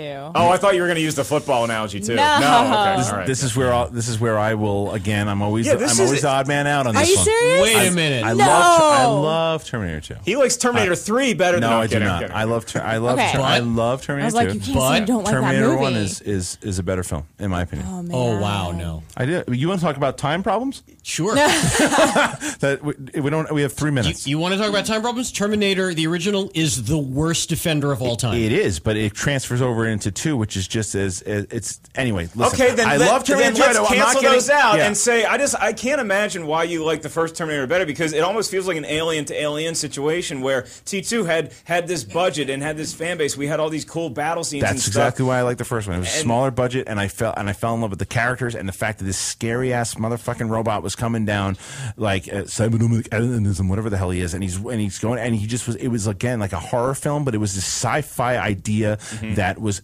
Look, is the technology dated now when you watch it? Yes, it came out in 1984, but it was just such a great story, and it's the reason Terminator 2 was able to come out, because so many people fell in love with the first one. And what the idea was. It stood on the shoulders of Terminator. Okay, here's what I'm going to do. If you and me are lawyers, then my closing argument is, ladies and gentlemen of the jury, 2 words: liquid metal. Drop the mic. I'm out. Yeah, it's kind of cool. And I also feel like Terminator 2 could be a standalone film. You could see that on its own. No way. Yep. Yeah, I think you can. It does a good enough job of setting everything up. All right. It is cool when I'm Sarah done. Connor sees Schwarzenegger in 2, and she's like, "That's the bad one." Yeah, All he's right. a little he's a little older now, but that's the guy. That's it. And God knows how old he's going to be in Terminator 5.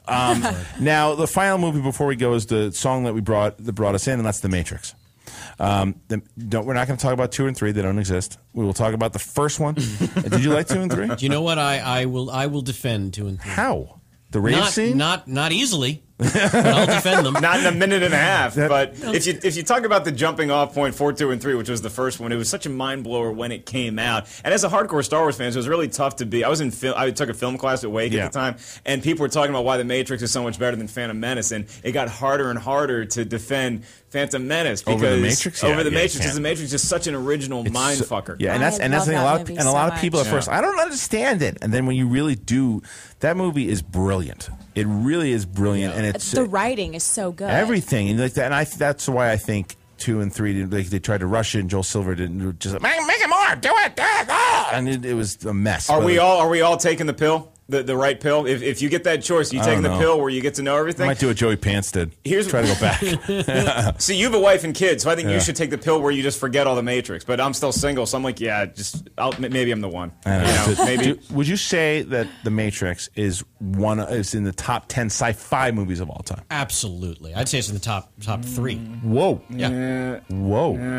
I'd put it in the top 10 for me. But then again, I also liked Cloud Atlas, so. I don't think I could put Matrix in the top 10. Not because of the quality of Matrix, because there's too many good top 10 sci-fi. I'm listening. If you were ever going to get played off the stage, you want to do it with Marty McFly. We'll be back in just a little bit to talk about some TV news, and we're going to talk to Samm Levine about some of the stuff he's done in TV. And your kids are going to love it around TV. Oh, wait a minute.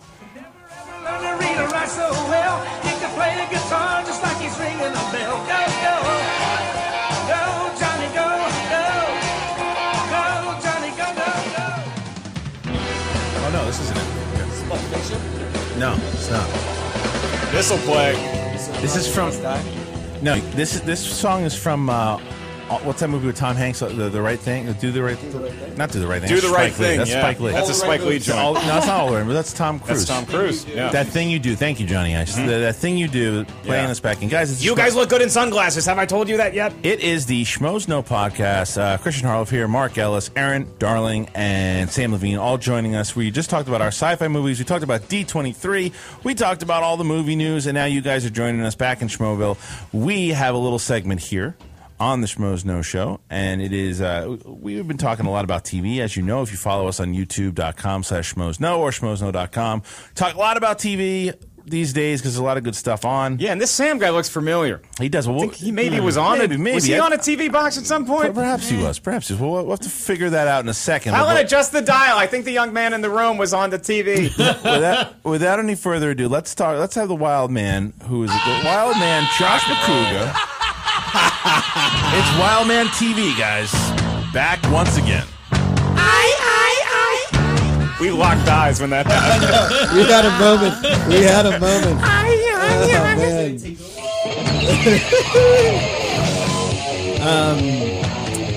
Welcome, everybody, to Little Wild Man TV. I'm your host, Josh McCouga, here, taking over the Schmozo podcast for a hot second.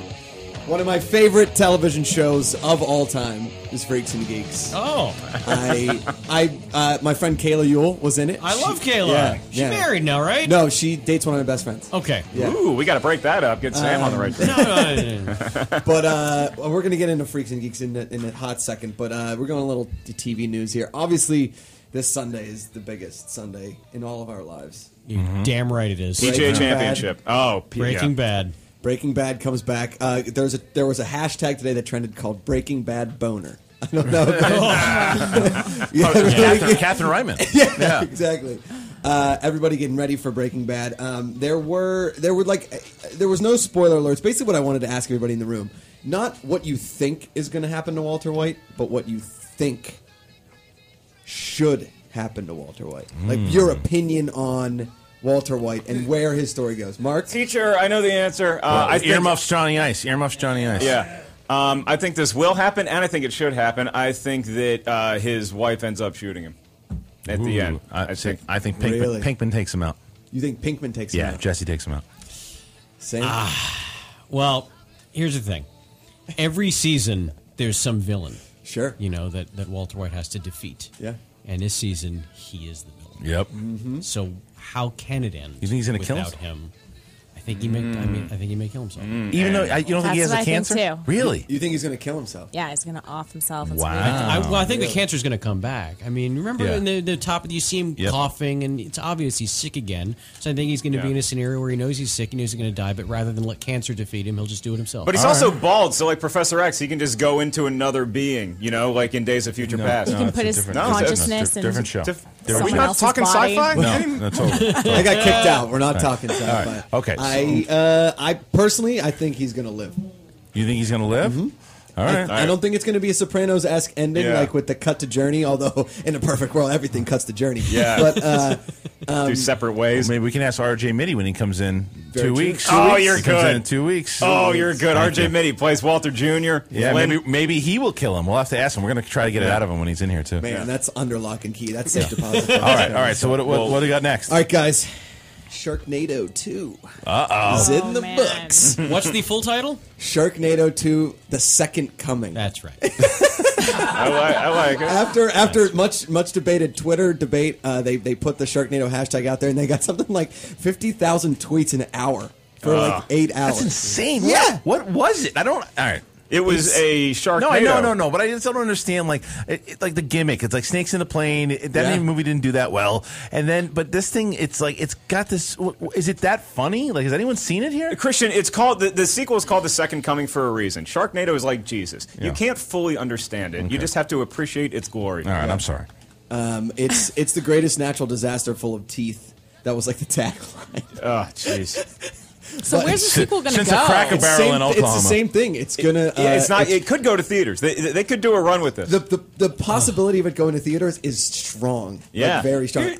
They have this niche thing where they make these movies for so little money. Yeah, you guys can't imagine $1 million how little money this. Yeah.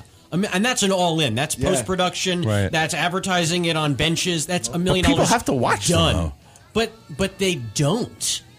Honestly, that money, they could spend that money on profit. It's like it could be a loss leader for them. But look, there's shows out there that don't spend that much money and no one knows about. Like, I couldn't walk 3 feet at Comic-Con without seeing something with Sharknado. Yeah, but it's also it's just a fantastical. Someone cosplayed as a Sharknado. Yeah. Oh, really? Yeah. It's just such an unbelievably dumb premise that people watch. It's snakes on a plane. It's it's why I love watching the awful movie from '79, Planet of the Dinosaurs. It's Mystery Science Theater. Yeah. People get together in a room and just laugh at a really like fucking Leprechaun bad movie. 2 and all that. Well, I got What? Riley's got something. Well, this is why I don't think it has a shot at the movies because they tried a Sharknado theatrical screening and nobody showed up. Really? Yeah. Nobody showed up. Everybody's like, I saw it.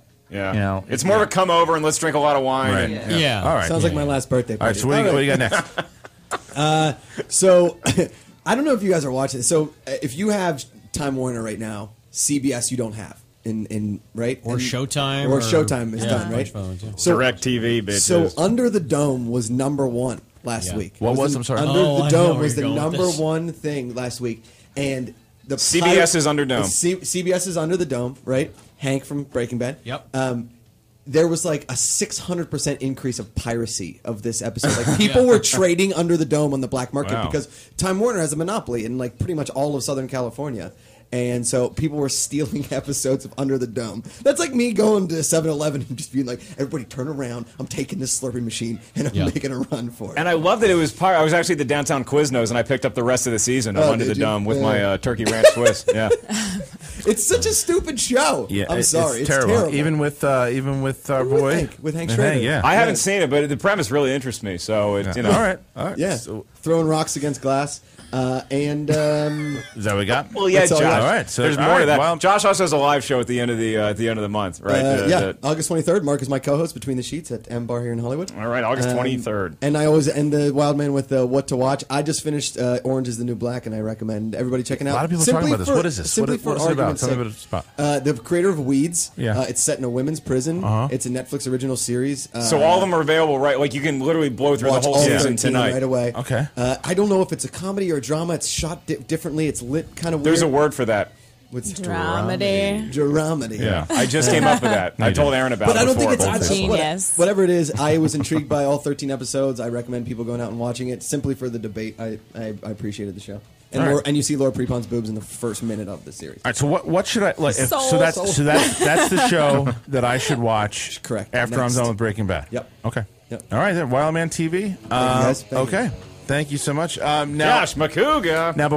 Now, Josh, Wildman, you're not done yet. Right. Because what we do here is when we had Stephen Bauer from Ray Donovan and Scarface, of course, in here, we did a segment also with the Wildman called Wildfire, which is the rapid fire version of Wildman TV.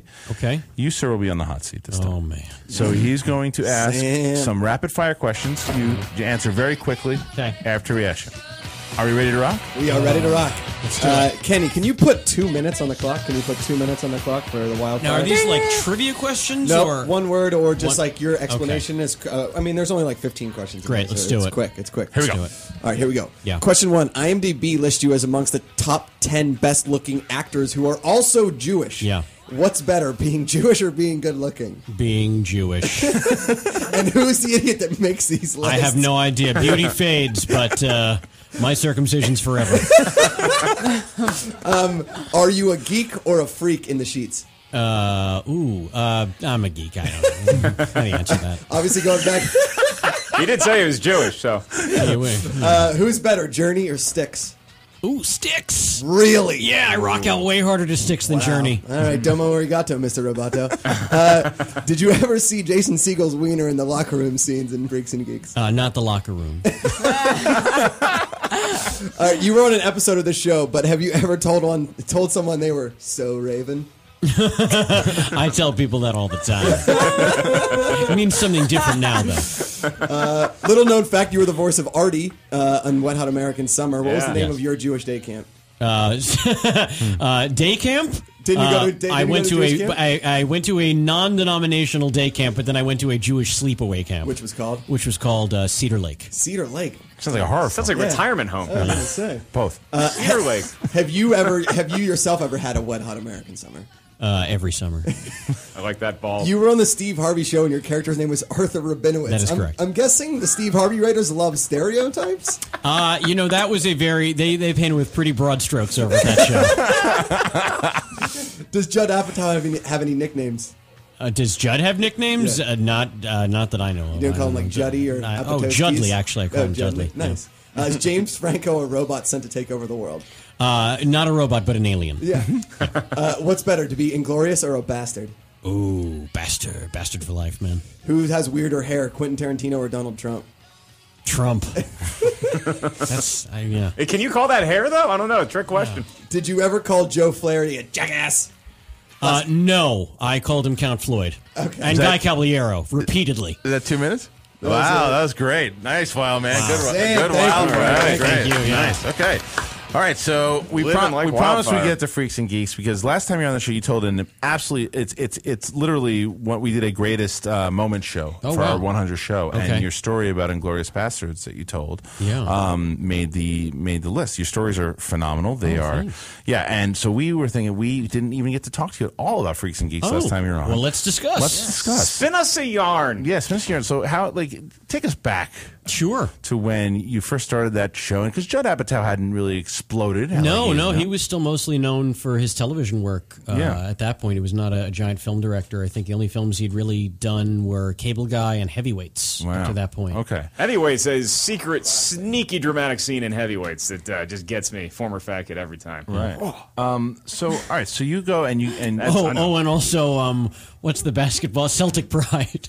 Oh, yeah, Damon Wayans, Daniel Stern, Dan Aykroyd. See, okay. Another Judd pre-Freaks movie. Because I remember seeing it was like the Directors Guild or something. I went and he was one of the speakers, and like his shows kept getting canceled. Yeah, and he's just like, but they were so good. Yeah, Ben Stiller's show, one season done. Freaks and Geeks, one season done. Undeclared, one season done. Now that's so nuts to me now too, because like what I want to hear about in regards to Freaks and Geeks is because anytime I bring the show up, people like. Do what Josh did. Oh my God, it's one of my favorite shows of all time. Yeah. Obviously, and you were talking about Comic-Con, you get swarmed with that stuff. Mm-hmm. When did that popularity start to hit you? Was it when the DVDs came out? Yeah, the DVDs really pushed it over the edge because no one, I say no one, I mean a dozen people watched the show as it originally aired on NBC in 1999.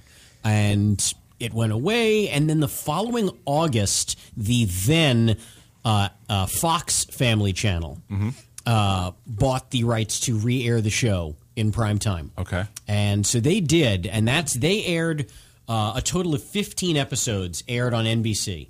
12 in the initial run when it was airing with, I was about to use the word regularity, but that'd be generous.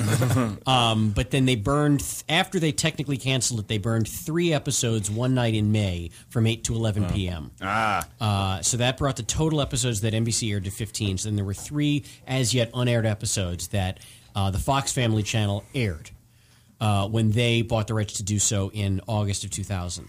And then those played for about a year until the Family Channel was bought by ABC. Mm-hmm. And at the time, still, ABC owned by Disney, our show owned by DreamWorks. At the time, no deal between the two of them. They did not care for one another. So job one upon ABC buying Family Channel was kill that DreamWorks show that we're airing. Okay, now is that just a function of poor ratings, or because everybody seems to love this show? And I apologize, I have not actually seen it. So okay, Sam, we're done. Go on.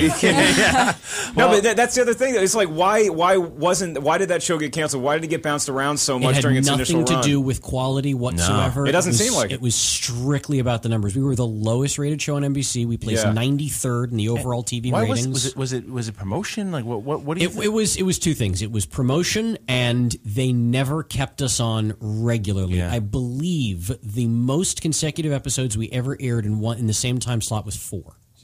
Wow. So we never had the ability to build a fan base. And times were very different back then in regards to TV when, because you still had, Friends was still on the air, and you had like the multi-camera sitcoms were still very popular, and the single cam shows were not really, they hadn't blown up really that much. Yeah. So, and I think you guys were way ahead of your time. We were. It was a tough concept to sell at the time. Right. If that show were on now, it'd be tremendous. See you later time, yeah. And then also the same thing with the ratings. Like we were getting an 8 share.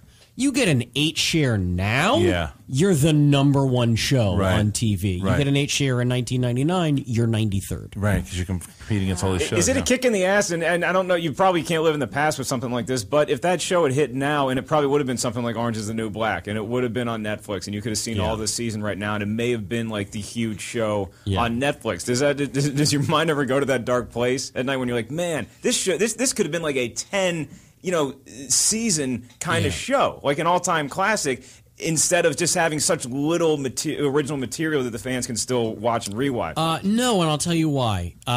It's because you don't cling to the past as much as I do. No, it's because honestly, I think part of the allure, part of the love for Freaks and Geeks is that it's so brief. Yeah. that it's only these 18 perfect episodes, if I may say so myself, and it's you can get through that in a weekend if you're so inclined. Yeah. You know, it's the kind of thing where you could say, "Oh, have you seen?" It's not like saying, "Oh, have you seen Breaking Bad?" "Oh, we've only got 55 episodes to catch up on," you know, and it's daunting. Yeah. If you've never seen it, it's the kind of thing you can do relatively easily, and then get immediately wistful that there's no more. Yeah. And that's definitely part of the appeal of the show, and that's why people still talk about it. And the cast, especially now because of the careers actors too. Like all these, you have all these great, big comedic actors that are when you're looking at it, you're just like, holy shit, why didn't this do? And then hearing what you said, it makes sense. But I actually have a phone call because a fan, the fans are, by the way, there's people who haven't seen the show now. They want to watch it. They're excited about it, and we actually have a fan calling in right Netflix now. Streaming? It is streaming on Netflix. So if you guys have not watched Freaks and Geeks, I say you absolutely should. But we have a call from one of our longtime callers, a good fan. Georgie is on the phone. Georgie, are you there? Hey guys, what's up? Georgie, so you are a huge fan of Freaks and Geeks, correct? Oh my God, yeah. I call that a yes. My dad. Yeah, Sam. This is like a dream come true. My dad's gonna flip out tomorrow when I tell him. Oh man, you got to set your dreams higher than this, my friend.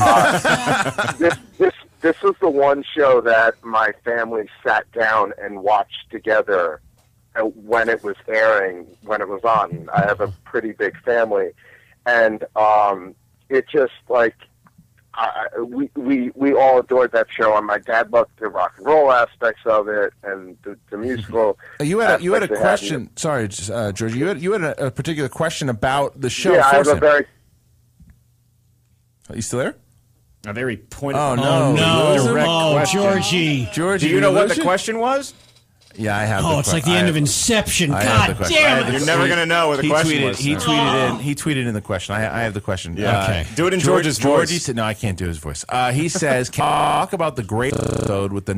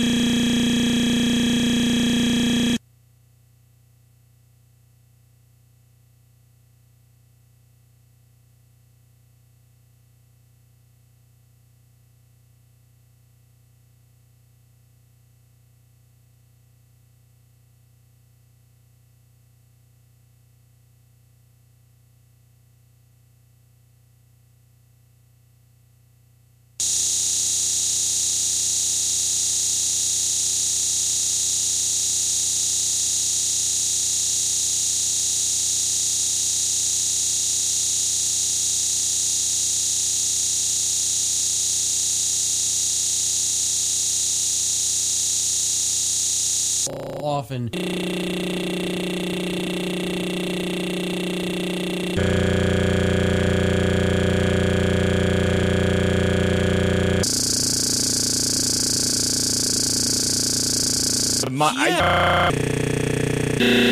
Different than episode 2. Yeah. But I felt like we got a little bit of that on Freaks and Geeks. Because episode 1 was just, hey, meet the characters, and then episode 2 was, and now here's the gravy. Right. And I love that episode. I thought it was it was true to it really celebrated what I think people loved about the pilot. Okay. All right. Again, guys, make sure if you haven't we're talking about Freaks and Geeks. If you have not watched it, you can just get it on Netflix. The whole thing's streaming on Netflix? Yeah. All right, Junior's got his homework. Yeah, there you go. So I'm working this that's weekend. Our that's your next one. Yeah. So now before we're going to get to the game in a second, because I know you want to kick everyone's ass in the room. Honestly, I'm prepared to lose this thing. You're so full of shit. I'm really not. I'm so tired. Don't the stakes sandbag are too it. high. You're making me feel worse after I lose. There's two things before we do that, though. I want to hear. Give us a cool story, Freaks and Geeks, that happened. Okay. You got one. What do you got? Okay. So, Discos and Dragons, the finale episode, which, for the record, was not shot as the finale. Our initial order was for 12 episodes, and then they ordered the back 1, and then they ordered the back 4. So the back 1 as I remember it, episode 113, because that was the production order of it, was Discos and Dragons, which we didn't know that we were going to get the back 4 when we shot that. So that episode was shot as if it could air immediately after The Garage Door, which was the 12th episode, as to stand as the series finale. And they shot it in such a way that it worked, where they could also add episodes in between and then tack that one on at the end, and it would still play. It would still work to wrap everything up and not ignore the previous stories. So we're shooting the scenes in the AV room with James Franco, and that was really the first time the bulk of the geeks had ever shot anything with him. I know John Daly had some scenes with him in Tests and Breasts. How much pot does that guy smoke? Be honest. I couldn't say. At the time, I was not at all invited to that part of the group. But it's probably in pounds. Yeah. But anyway, so James, at the time, for the record, James Franco today, in addition to being an alien from outer space who is going to take over the world, is a really great guy. Really nice, really really smart, really funny, really cool. But at the time, is a great combination. I think this is going the Tyler Levine route. I think we just stumbled upon something. We just found our penicillin of the comedy world. Remember what Tyler Levine said? Yeah. I want to see if it's the same thing. But he was out of his mind. Oh. Like, he took everything way too seriously. And if he was upset with you, he would let you know. And so we're shooting this scene where it's the geeks are sitting in the AV room, and then he comes in and he's all embarrassed, and then he has to kind of storm out of the room or something. And so we're shooting the scene, and we do our coverage, which is, close-ups on all the geeks and shots of us and 2 shots and 3 shots, and we're shooting that, and we're getting it. And then we turn the camera around to James's coverage, and I guess we were maybe shooting it right after lunch or something, but for whatever it was, James felt that the actors doing the scene with him were not in it enough. We were half-assing it. We were Bruce Willising the scenes. Yeah. You had that John McClane phone. Yeah. And so I believe he had some sort of line. The line's supposed to be something like, I'm not going to be hanging out with a bunch of geeks. And then he leaves the room. And we get 1 or 2 scenes in, and his tension is obviously building. And so then on the very next take, we say whatever we're supposed to say, and he just says, not going to hang out with a bunch of bad actors. And then slams the door on this set on a soundstage so hard it literally breaks the set. Yes. Wow. Yeah. Oh, is it like in Scrooged when everything just starts to unhinge? Well, not quite. But yeah, it literally, I watched the frame of this wall break. He slams the door so hard. It's like, what the hell, See, man? and that's funny, though, too, because Tyler Bean, when we had him on the show, said the same thing. He was like a dick, and then he turned into like a super nice guy. Yeah. So, all right. Well, that's, again, Samm Levine never lets down by telling great stories. That's a great one on James Franco, Freaks and Geeks. Check it out. Kenny, we have time for the game? We have time for the game. All right. We're going to try. We're not going to do Tweet Us. Here it is.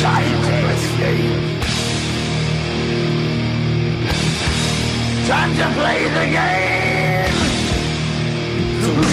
All right. A clip of a thing. We ring in by saying our name, and then you say the name of the movie. Aaron, so do you know how this works? Nope. Okay. So what we're going to do is your name is your buzzer. So we're going to play a clip from a movie. If you know the clip, say Aaron, and then guess. We're going to play to 3. First person to get 3 right. None of this you need to win by 2. It's just the first person to get to 3 wins. Samm Levine is giving me a stare right now, Kristen. I'm scared. He already won. All right, here we go. And Mark Riley is in the game as well. And I'm in. Yes. I'm in.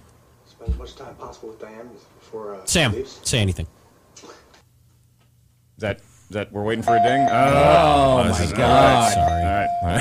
Really? Sorry. The volume was way low on that. I wasn't even sure we were playing. All right. Okay. Next clip. I think you better come with me. But why? There's nothing more to say. Will you get my car, please? Sam, Chinatown. This is over. Wow. Oh, have we started? Oh, shit. All right. This is, Yes. Sir, what if a writer is attempting to create a story... Sam. I know. Adaptation. Yeah. Yeah, that's over. Thanks for tuning into the podcast. I had a lot of fun on the podcast tonight, guys. Thank you. You did great, Mark. You did great. Do you remember when Tyson knocked out Spinks in like 90 seconds? All right, that went down exactly. I know Christian's a competitor. I'm sure Erin is. I'm a competitive asshole, but I got to give it up. Samm Levine, ladies and gentlemen. AK, you are now. Everyone is referring to you now as Tyson. You are now Tyson, once and future champion of the game. Sam, this is an open invitation.